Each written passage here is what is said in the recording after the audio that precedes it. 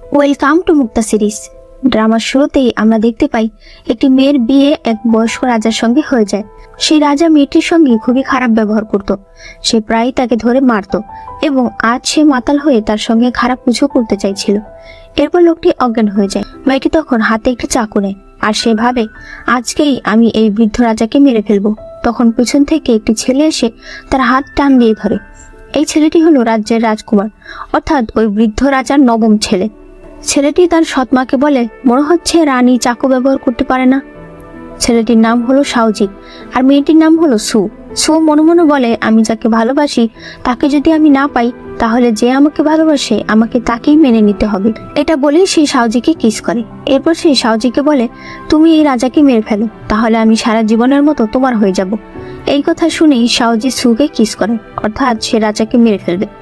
এরপর বলা হয় রাজার মৃত্যুর পরে সাউজি সিংহাসনে বসেছে আর সু এখন রাজমাতা হিসেবে আছে।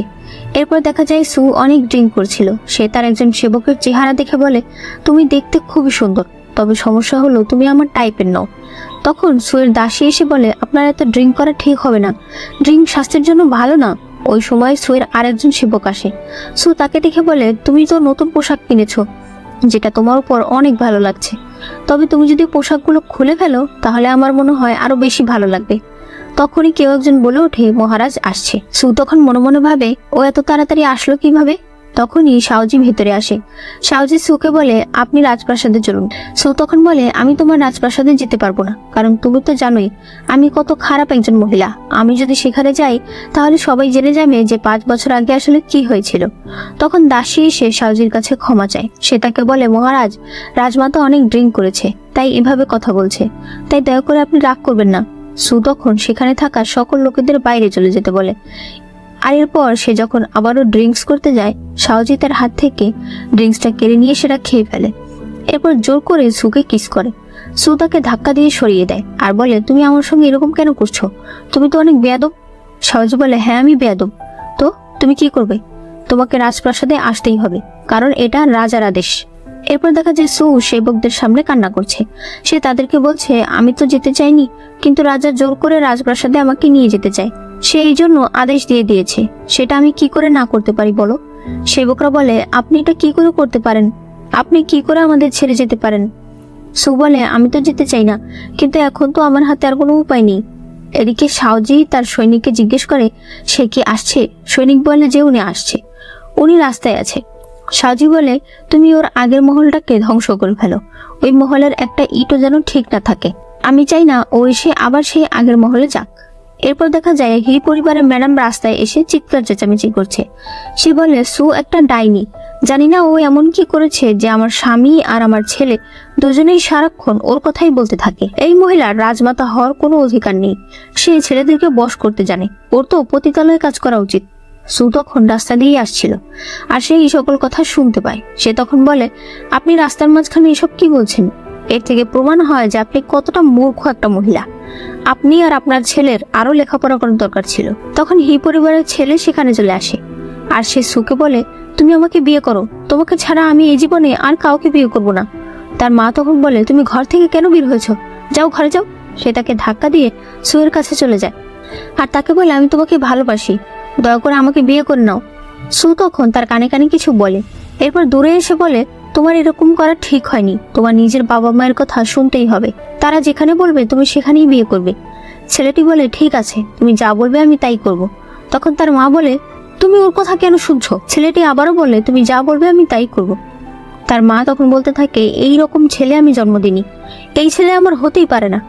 এরপর সু যখন রাজপ্রাসাদে আসে তখন প্রাসাদের কঙ্কবাইনরা তার কাছে আসে। তারা বলতে থাকে, এটা আবার নতুন কে এসেছে, সে তো আর রাজপ্রাসাদ সম্পর্কে জানে না। তাই একজন কঙ্কবাইন বলে, আমি তোমাকে রাজপ্রাসাদের নিয়ম বলে দিচ্ছি, এখানে ভোর 5টায় ঘুম থেকে উঠতে হয় আর রাত 9টার আগে ঘুমাতে যেতে হয়। তুমি নতুন এসেছো তাই তোমাকে অনেক নিয়ম শিখতে হবে। তখন সুয়ের দাসী বলে, আপনারা কঙ্কবাইন হয়ে রাজমাতাকে নিয়ম শেখাতে এসেছেন, এখনই নিচে বসুন। তারা সবাই তখন নিচে বসে পড়ে। তখন সাউজি সেখানে আসে আর সেই একজন কঙ্কবাইনকে বলে, তুমি প্রাসাদের ভেতর নিয়ম কানুন দেখছো, তুমি সেটাই দেখবে, আর উনি আজ থেকে কোর্টের বিষয় দেখবে।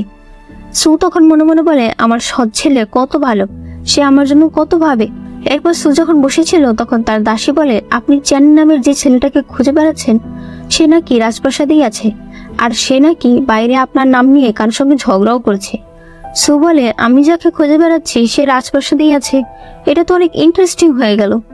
রাতে সু যখন নিজের ঘরে যাচ্ছিল তখন সেখানে সাউজি চলে আসে। সু বলে, তুমি কি রাস্তা হারিয়ে ফেলেছো? সাউজি তাকে জোর করে ধরে রাখে। সু বলে, 5 বছর আগে তুমি যেটা করেছিলে এখন কি তুমি সেটাই করতে চাও?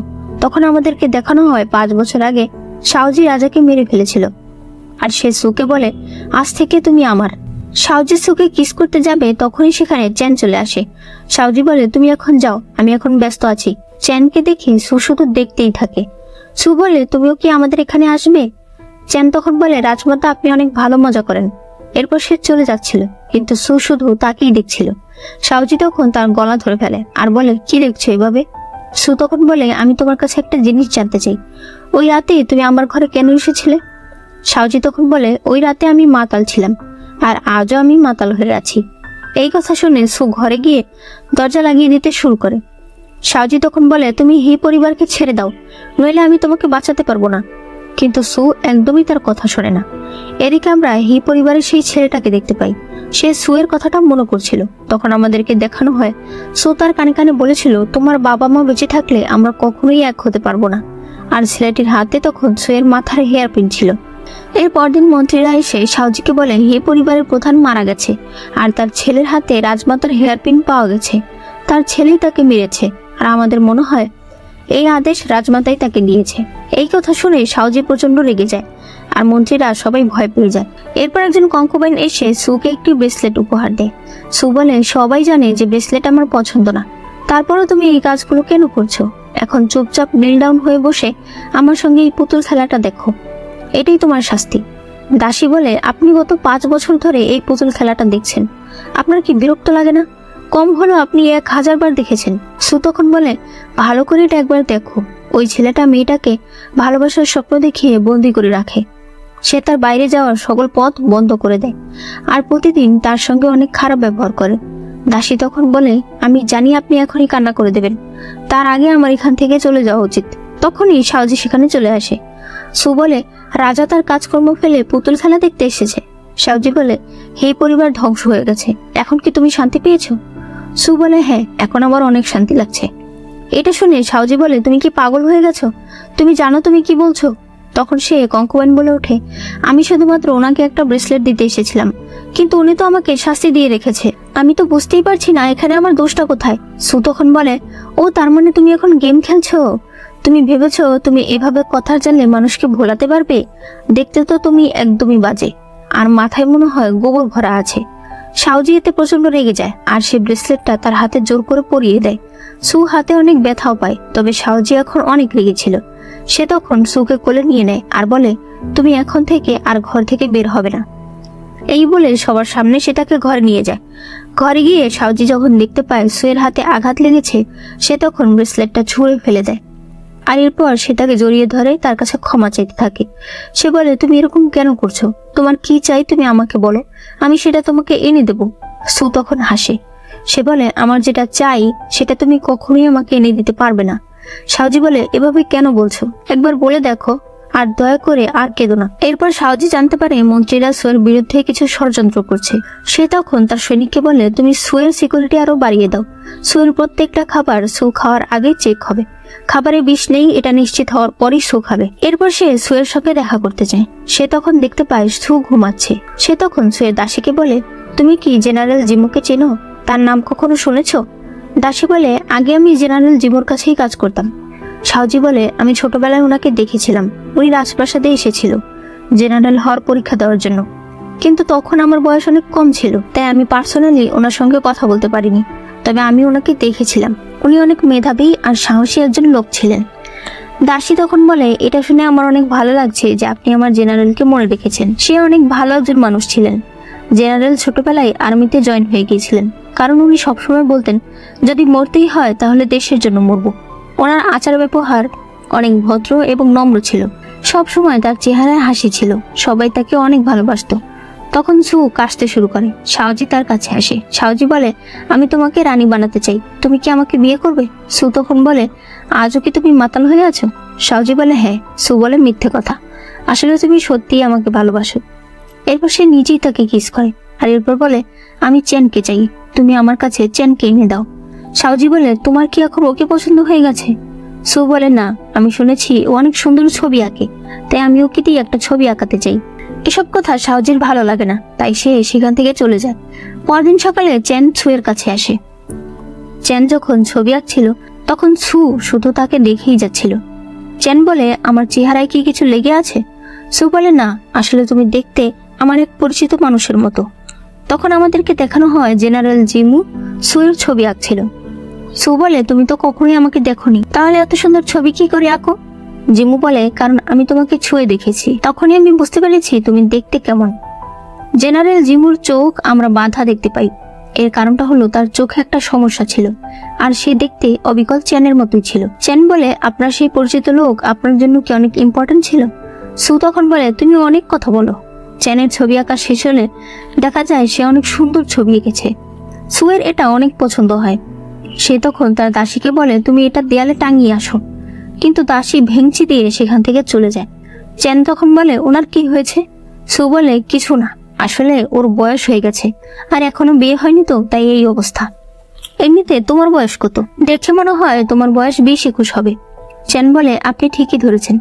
শাওজি দূর থেকে তাদেরকে দেখছিল আর সে মনে মনে বলে, আমার সামনে তো কখনোই তুমি এভাবে হাসো না। চেন জিজ্ঞেস করে, আপনি এভাবে আমাকে কেন দেখছেন? সু বলে, তুমি জানো না, আমার হ্যান্ডসাম ছেলে অনেক পছন্দ। শাওজি এসব কথা শুনে রেগে সেখান থেকে চলে যায়।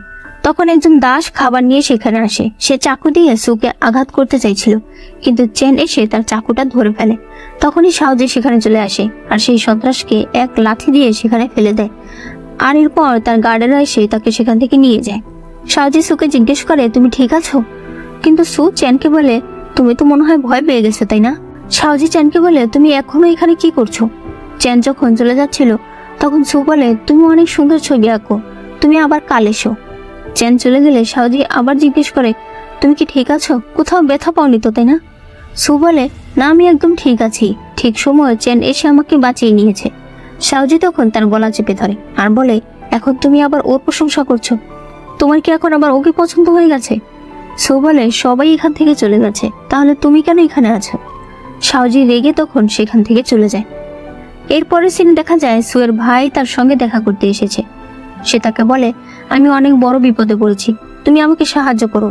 সু বলে, তোমার নিজেকেই সাহায্য করতে হবে, তবে একটা জিনিস মনে রেখো, কারণ শাওজি যদি উল্টোপাল্টা কিছু দেখে তাহলে কিন্তু তোমাকে প্রাণে মেরে ফেলবে। তার ভাই চলে গেলে সু বলে, আমার বয়স এখন 30 বছর। গত 10 বছর ধরে আমি বাজে একটা জীবন কাটাচ্ছি, যার কোনো মূল্য নেই। আমার মতো মানুষ বেঁচে থেকে কি লাভ? আমার মরে যাওয়া উচিত। তবে এটা একটা ভালো জিনিস, বলো, আমি যদি এখন মরে যাই তাহলে আমি যুবতী হয়ে মরতে পারবো, আর এতে হয়তো সে আমাকে ভালো মতো চিনতে পারবে। বড় হওয়ার পর যদি মরি তাহলে উপরে যাওয়ার পর হয়তো সে আমাকে চিনতে পারবে না।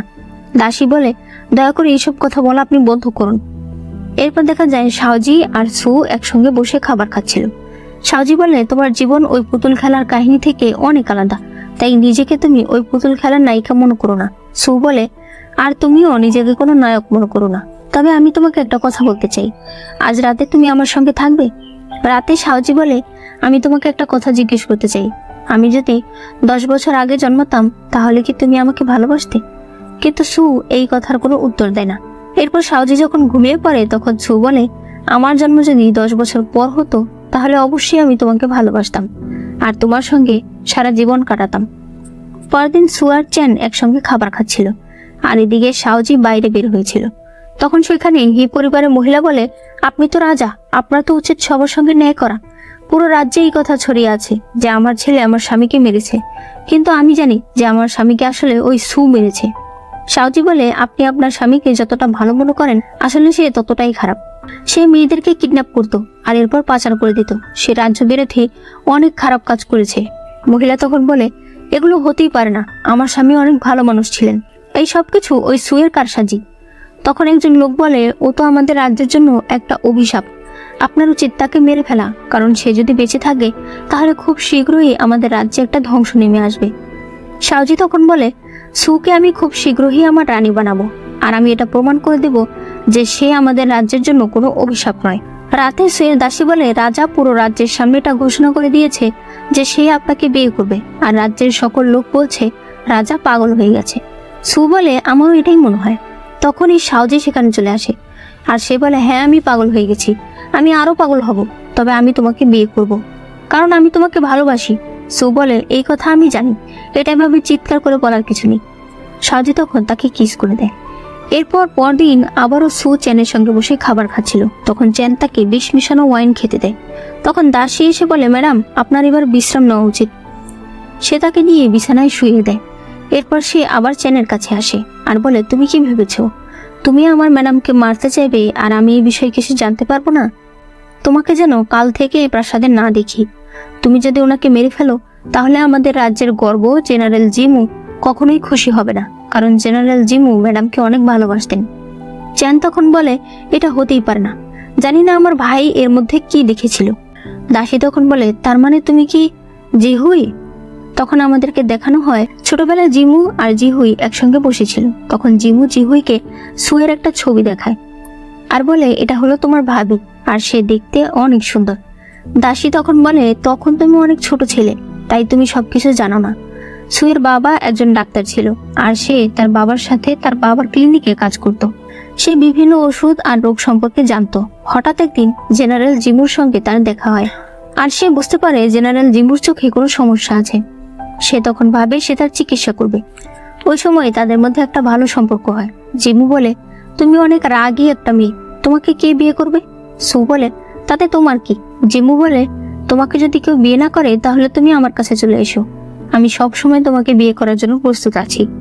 এটা শুনে সু খুশি হয়। জিমু বলে, আমি তোমার চেহারাটা একবার ছুঁয়ে দেখতে চাই, আমি বুঝতে চাই তুমি দেখতে কেমন।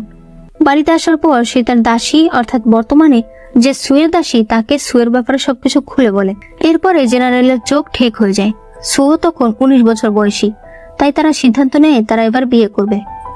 দুই পরিবারই তাদের এই সিদ্ধান্তে রাজি হয়। তবে বিয়ের 1 মাস আগে সীমান্তে যুদ্ধ শুরু হয়ে যায়, যার কারণে জেনারেল জিমুকে এখন যুদ্ধে যেতে হবে। যাওয়ার আগে সে দাসীকে বলে, আমি চলে যাওয়ার পর তুমি সুয়ের খেয়াল রেখো। এরপর থেকে সু শুধু অপেক্ষায় বসে থাকে। এভাবেই 1 বছর কেটে যায়। এরপর জেনারেল জিমু যুদ্ধ জিতে রাজ্যে ফিরে আসে, আর 1 বছর পর তাদের দেখা হয়। তারা দুজনেই অনেক খুশি ছিল, আর তাদেরকেই উপর থেকে রাজ্যের মহারাজ দেখছিল। সে সুয়ের সৌন্দর্য দেখে একদম পাগল হয়ে যায়। সে জানতো যে অলরেডি তার বিয়ে ঠিক হয়েছে এবং সেটা জেনারেল জিমুর সঙ্গেই হয়েছে। তারপরও সে সুয়ের জন্য পাগলামি করতে শুরু করে। মন্ত্রীরা তাকে অনেক বোঝানোর চেষ্টা করে যে সু খুবই ছোট একটা পরিবারের মেয়ে, কিন্তু তারপরও রাজা তাকে বিয়ে করার জন্য উঠে পড়ে লাগে। সে মন্ত্রীদেরকে বলে, ওই মেয়েটাকে আমার বিছানায় চাই, আর এটা যদি আপনারা না করতে পারেন তাহলে আমি আপনাদের সবাইকে শাস্তি দেব। মন্ত্রীদের হাতে তখন কোনো উপায় ছিল না, তাই তারা সুকে ধরে নিয়ে আসে। তার পরিবার বাধা দিতে চাইলে তারা তার পুরো পরিবারকে শেষ করে ফেলে। এই কথা যখন জিমু জানতে পারে তখন সে সুকে বাঁচাতে চায়, কিন্তু তখন অনেক সৈনিক তার সামনে চলে আসে। জিমু একাই তাদের সঙ্গে ফাইট করছিল, তবে এত লোকের সঙ্গে জিমু পেরে ওঠে না, আর একসাথে অনেকগুলো তলোয়ার তার শরীরে ঢুকে যায়, আর এই কারণে সে আর বাঁচতে পারে না। এদিকে রাজা সুকে বেঁধে মারছিল আর তাকে সবকিছু মেনে নেওয়ার জন্য বলছিল, কিন্তু সু বারবার বলতে থাকে আমার জিমু আসবে। কিন্তু সে এটা জানতো না যে জিমু মারা গেছে, কারণ রাজা তাকে কিছুই জানতে দেয়নি। রাজা প্রতিনিয়ত তার সঙ্গে খুবই খারাপ ব্যবহার করত, তাকে অনেক মারত। প্রাসাদের সামনে এত লাশ আর রক্ত ছিল যে তা পরিষ্কার করতে 3 দিন লেগে গিয়েছিল। দাসী বলে, 1 বছর পর আমি সুয়ের কাছে আসি, তারপর আমি তাকে বলেছি যে জেনারেল মারা গেছে। এরপর থেকে সে একটি জীবন্ত লাশ হয়ে গেছে। তবে এরপর সে সিদ্ধান্ত নিয়েছে যারা যারা তার এই ভাগ্যের জন্য দায়ী সে তাদের সবাইকে শাস্তি দেবে। ওই সকল মন্ত্রীরা যারা কিনা তার পুরো পরিবার ধ্বংস করে দিয়েছে, সু তাদের সবাইকে শাস্তি দিয়েছে, এবং এই পরিবার ছিল তাদের মধ্যে সর্বশেষ লোক যাদেরকেও সু এখন শেষ করে দিয়েছে। দাসী বলে, ম্যাডাম অনেক চালাক, সে জানতেন যে তুমি ওয়াইনে বিষ মিশিয়েছ, তারপরও সে সেটা খেতে চেয়েছিল। তার কারণ হলো সে এখন আর বেঁচে থাকতে চায় না, তার জীবনের সব লক্ষ্য শেষ। তবে ঠিক সময় আমি চলে এসেছিলাম। জিহুই, তুমি যদি ম্যাডামকে মারতে চাও তাহলে আমি বলবো তুমি এখান থেকে চলে যাও, কারণ তুমি তাকে মেরে ফেললে জেনারেল জিমু কখনোই খুশি হবে না।